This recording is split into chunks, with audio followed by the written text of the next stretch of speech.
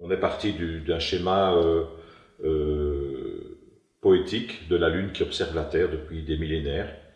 Et à distance, elle s'inquiète de l'avenir de la planète Terre parce qu'elle voit que ces choses sont en train de changer. La Terre a l'air comme malade, enfiévrée par les gaz à effet de serre, car les hommes ont troué ces gisements d'énergie fossile accumulés que sont pétrole et charbon. Et de cette débauche d'énergie brûlée et de CO2 dégagé, Madame la Lune voit désormais des conséquences. Les glaciers fondent, la calotte glaciaire du pôle Nord s'amenuise, et du côté de la grande circonférence de la Terre, au niveau de l'équateur, les choses se gâtent aussi.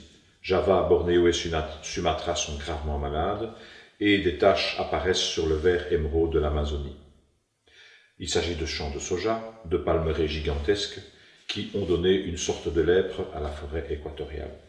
En face, de l'autre côté de l'Atlantique, la grande forêt du Congo, un autre coffre-fort de biodiversité, rétrécit également. Et donc il est temps d'aller réveiller le peuple congolais, il est temps d'écrire et de sensibiliser cette population et les décideurs à ces dangers. Les grands trésors de la RDC, ce sont des trésors renouvelables.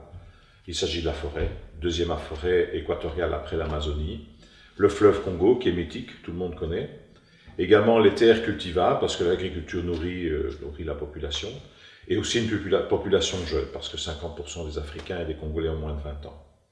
Et donc quelque part le lecteur va découvrir de manière poétique, ce livre est divisé en 4 parties, il va découvrir ces 4 trésors, ces 4 thèmes-là. Les gens ne lisent plus aujourd'hui. Ils sont difficiles de lire des choses sérieuses, alors il faut pouvoir dire des choses sérieuses avec un langage poétique, avec un texte assez précis.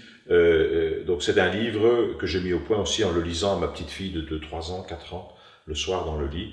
Donc il faut que ce soit quelque chose qui soit très accessible et agréable à lire. Et donc dans mon parcours, ça veut dire que quelque part, ce livre est venu un peu intermédiaire après d'autres livres. On s'est dit, voilà, à côté de la photo, il faut un texte qui soit suffisamment léger, agréable à lire, et finalement, on lit ce livre sans s'en rendre compte, on lit ce livre très facilement, et le message peut passer. C'est un très beau livre. Les images sont somptueuses, comme par exemple ce fleuve Congo à hauteur de Boma. On est dans un univers, je dirais, enchanteur, de nature encore intacte, et donc on est dans un pays qui a encore un potentiel pour garder son authenticité. On touche à des thèmes fondamentaux, il n'y a aucune fatigue à lire ce livre, et on découvre des choses qui sont vraiment fondamentales sur ce pays et sur le cœur du continent. Mais au Congo, on s'interroge, parce que la population elle-même ne sait pas toujours ce qu'elle doit faire. Les gens sont perplexes devant les émissions délivrées par la publicité sur les chaînes de télévision et sur les panneaux publicitaires qui bordent les grands axes de la capitale à Kinshasa. Qu'est-ce que je vais faire? Acheter une tronçonneuse? Ou un camion pour le commerce de charbon de bois? Ou pour transporter les grumes fraîchement coupées? Ou encore un vaste congélateur pour stocker les kilos de viande de brousse? Des cages pour vendre des perroquets jacogris?